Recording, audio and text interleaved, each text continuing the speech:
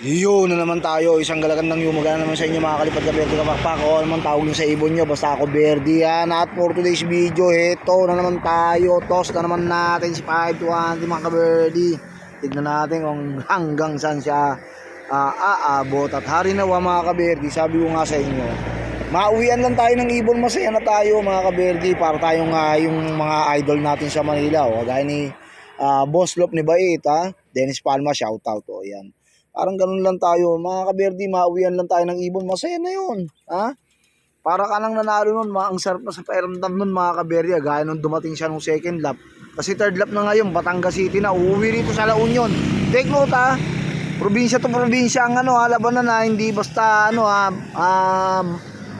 Manila to province to Manila, Manila to province, hindi, probinsya to probinsya yung dadaanan po natin ng Maynila. Ang laki-laki ng range ng NCR, Also take note, mga ka-Berdi. Ayan, second lap namin nung nakaraan, Batangas City. Bacoor. Ngayon naman Batangas City na. O yan, mga ka-Berdi.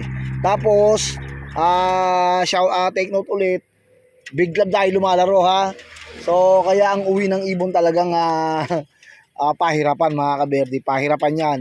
Kasi, sa dami ninyong naglalaban-laban, no? So yun yung kaibahan ng big club mga ka-Berdi.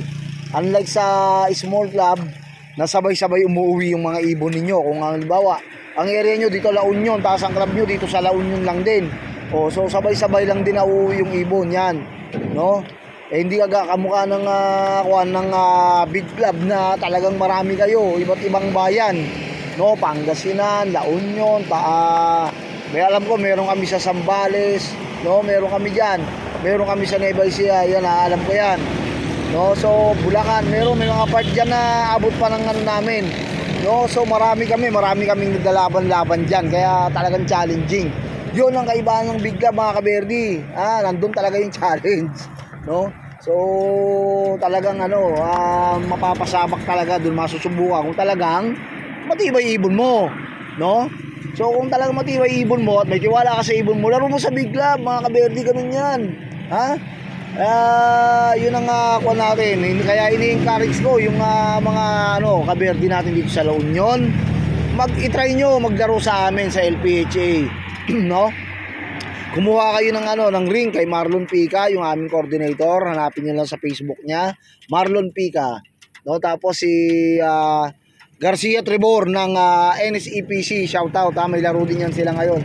So nakaano na yan sa club namin, alam ko nakatandem na, no? Kasi yun ang usapin namin dyan sa na yan, Kaya shoutout sa inyo mga taga rito sa La Union, kayong mga lalong-lalo na yung mga newbie, shoutout sa inyo, At shoutout ulit dyan sa grupo dyan sa inyo, sa La Union Pansiers, baong-baong na yan, bawang, no?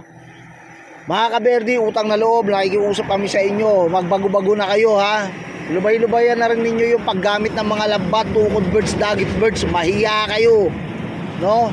Kita nyo, hindi nyo kayang ipakita yung mga pagmumukha nyo. O di ba, diyan pa lang kitang-kita na hindi nyo kayang ipakita yung totoo sa inyo. O di ba? Pinepeki ninyo, di ba? Ang pangit mga ka-Berdi, ang pangit ng reputasyon mo, no? Manalo man ibon mo, alam mo na galing sa masama, hindi mo may pagmamalaki yan. Sabihin mo unknown line, di ba? Hula-hula lines. Mag-iimbento ka na lang, no? Di ba? Iimbentohan mo na lang ng kwento yung ibon mo. Kaya mga ka-Berdi, nakikiusap kami sa inyo, pakiusap na to na maayos, tigil nyo na lang, no?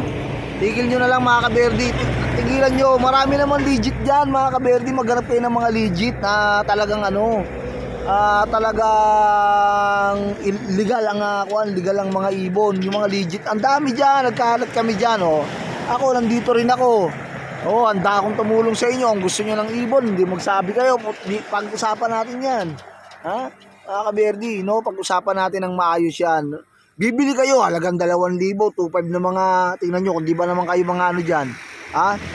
Maghahanap kayo, 2,500 ang budget niyo, 2,000. Hanapin nyo yung mga tukod birds, di ba? Hindi ba kayo na niyan? At saka mga ka-Berdi, ito pa, ulitin ko lang wala sa ring ang basihan. Wala yan dyan, ang basihan ng magaling na ibon. Nasa bloodline yan mga ka-Berdi. Wala din yan. Wala yan dyan sa ano, wala yan sa ring. Hindi porkit naka-club ring, magaling yung ibon. Hindi ganon. Shoutout sa mga newbie na naghahanap lagi ng mga naka-club ring. Gusto club ring. Paano kung halimbawa bigyan ka lang nito, dyan saksakan ng club ring? Oh. Ganun yan mga kaberdi. Kaya ako, tinuturuan ko kayo ha. At saka yung mga simpleng nang babas dyan sa atin sa ano. Hayaan mo lang, hindi naman nila mapakita yung mga pagbubuka nila eh. Puro lang naman sila ngak-ngak dyan sa ano eh. Sa kanilang mga account, no? Samantala, bago ma-stress ng tuluyan to si ano, si 5213, i-release natin siya, nakakalimang minutong tayo mga kaberde. So, dito tayo sa In the Middle of Nowhere ulit. Ayan, In the Middle of Nowhere. So, release na natin 5213. Babay na. Babay na siya. Yun. Hindi natin alam kung saan pupunta yan. Dire-diretso lipad, Parang alam niya yung pupuntahan niya, Hindi niya naman alam kung saan ko siya dinala. At muli ako ay nagpapasalamat sa inyo mga kaberdi, sa inyong walang sawang suporta. Maraming salamat sa inyo. At kita-kits tayo on the next video. Hindi na ako makapag-shoutout. Basta shoutout na muna sa lahat ng tropa natin dyan. Lahat na. Ano pang inaantay natin? Hi. Nag-overfly na si 5213. Ayan. Hindi. Joke lang yun. Goodbye.